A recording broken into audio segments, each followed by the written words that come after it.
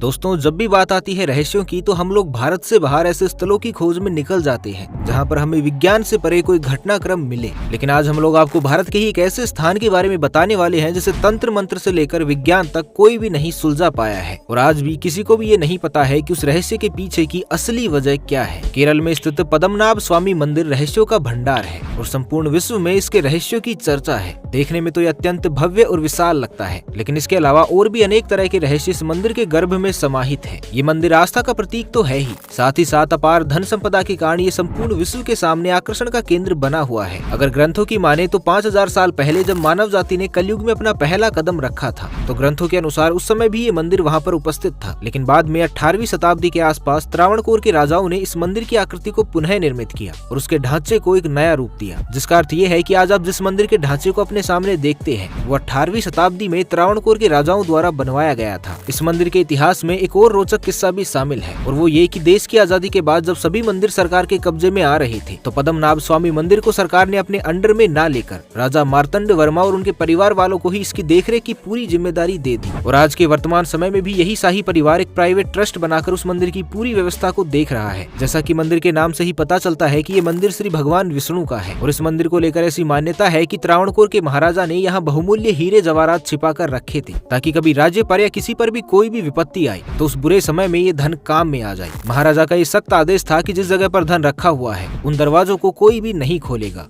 राजा के सख्त आदेश के बाद भला किसकी हिम्मत थी जो उन दरवाजों को खोलकर राजा के प्रकोप का सामना करता। इसलिए कभी भी किसी ने ऐसी कोई भी गलती नहीं की। राजा ने मंदिर के अंदर 7 गुप्त तहखाने बनवाए थे और सभी के साथ जुड़ा हुआ था एक रहस्यमयी दरवाजा। इन दरवाजों को कोई भी आसानी से खोल नहीं सकता था और यहीं से शुरू होती है रहस्यों की असली गाथा। हजारों सालों पुराने मंदिर के जो 7 दरवाजे बंद पड़े थे उन्हें सन 2011 में सुप्रीम कोर्ट के आदेश के बाद राज्य सरकार द्वारा खुलवाने का फरमान जारी किया गया। इस आदेश के बाद किसी तरह से मंदिर में उपस्थित उन 6 दरवाजों को तो खोल दिया गया और उनके खुलते ही मान लो पूरे संसार में एक नई सनसनी फैल गई, क्योंकि पहले लोग ऐसा अनुमान लगा रहे थे कि इन तहखानों के पीछे ज्यादा से ज्यादा 1000 से 2000 करोड़ तक का खजाना होगा। लेकिन ये सारे अनुमान धरे के धरे रह गए, क्योंकि उन सभी तहखानों के पीछे मिले हुए खजाने की कुल कीमत कम से कम 1 लाख करोड़ रुपए से भी ज्यादा आंकी गई थी। 6 दरवाजों के पीछे मिले हुए इस खजाने में एक से बढ़कर एक महंगे हीरे और हजारों किलो के सोने का अंबार लगा हुआ था। इसके अलावा इस खजाने के अंदर ऐसा कोई बेशकीमती धातु नहीं होगा जो सम्मिलित न हो। जैसे ही ये तथ्य दुनिया के सामने आया तो संपूर्ण विश्व में जैसे इसको लेकर खलबली मच गई। सुप्रीम कोर्ट के आदेश के बाद एक एक करके पूरे 6 दरवाजों को खोला गया और बेशकीमती खजाना भी प्राप्त किया गया। लेकिन मंदिर के कर्मचारी जैसे ही 7वें दरवाजे को खोलने के लिए आगे बढ़ते हैं तो उस 7वें दरवाजे की भव्यता को देखकर ही वो सब स्तब्ध रह गई। वहाँ एक विशालकाय भव्य दरवाजा था जिस पर 2 विशालकाय नागों की आकृति बनी हुई थी। उन सर्पों को देखकर ऐसी सजीवता प्रतीत हो रही थी कि मानो वो स्वयं भगवान विष्णु के रक्षक नाग हैं और इस दरवाजे की रक्षा कर रहे हों।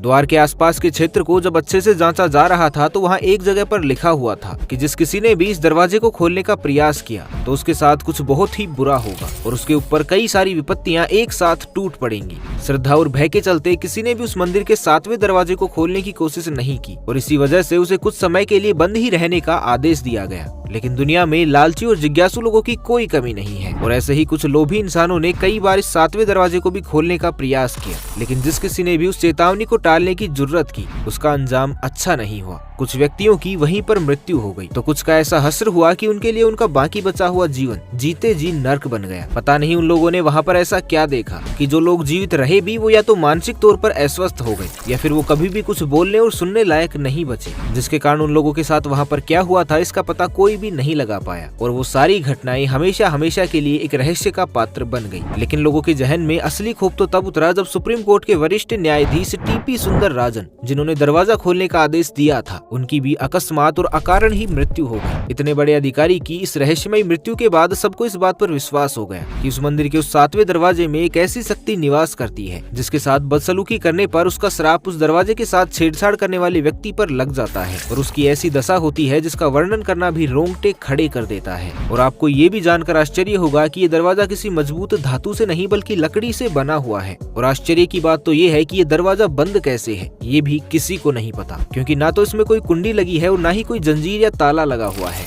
हालांकि धार्मिक विद्वान ये मानते हैं कि दरवाजा मंत्रोच्चार के द्वारा बंद किया गया था। और दरवाजे पर जो 2 नागों की विशाल आकृतियां बनी हुई है उसे देखकर पंडित और विद्वान इस बात का अंदाजा लगाते हैं कि या तो ये सर्प भाषा के प्रयोग से बंद है या नागपाश जैसे मंत्रों के प्रयोग से इसे बंद किया गया है। नागपाश जैसे मंत्रों के द्वारा इसे बंद किए जाने के कारण अब इसे सिर्फ गरुड़ मंत्र के उच्चारण के द्वारा ही खोला जा सकता है। लेकिन बड़े बड़े साधु सन्यासी भी गरुड़ मंत्रों के शुद्ध उच्चारण में असमर्थ हैं। और दूसरी बात ये भी है कि इस विधि में जरा सी भी चूक अनर्थ का कारण बन सकती है। इसी कारण से आज तक इस दरवाजे को मंत्रों के द्वारा खोलने का भी प्रयास नहीं किया गया है और न ही आगे किए जाने के कोई आसार है। हालांकि कई इतिहासकारों ने अपनी पुस्तक में इस बात का वर्णन किया है कि साल 1910 से 1932 के बीच जब कभी भी उन्होंने इस दरवाजे को खोलने का प्रयास किया या फिर उसके आसपास भी जाने की कोशिश की तो 7वें दरवाजे के पास उन्हें कई सारे सांप एक झुंड में किसी रक्षक मुद्रा में दिखाई दिए। इतिहासकारों के अनुसार उनकी मुद्रा को देखकर ऐसा लग रहा था कि जैसे वो 7वें दरवाजे के पीछे किसी चीज की रक्षा कर रहे हो। हालांकि जब धर्म और आस्था से जुड़े हुए लोगों के सामने इस बात का जिक्र किया गया तो उनमें से कई लोगों ने इस बात का अंदाजा लगाया कि उस दरवाजे के पीछे शेषनाग का कोई अंश उपस्थित हो सकता है जो इस कलयुग में कल्कि अवतार के साथ किसी भूमिका को निभाने के लिए तत्पर हो। या ये भी हो सकता है कि उस दरवाजे के पीछे ब्रह्मांड की सबसे अनमोल नागमणि नागराज के साथ उपस्थित हो। इस दरवाजे से संबंधित रहस्यों को अगर काल्पनिक तौर पर संजोया जाए तो उसकी कोई सीमा नहीं है और जब तक इस दरवाजे को खोला नहीं जाएगा तब तक तो अनुमान लगाने के अलावा हमारे पास कोई और चारा नहीं बचता।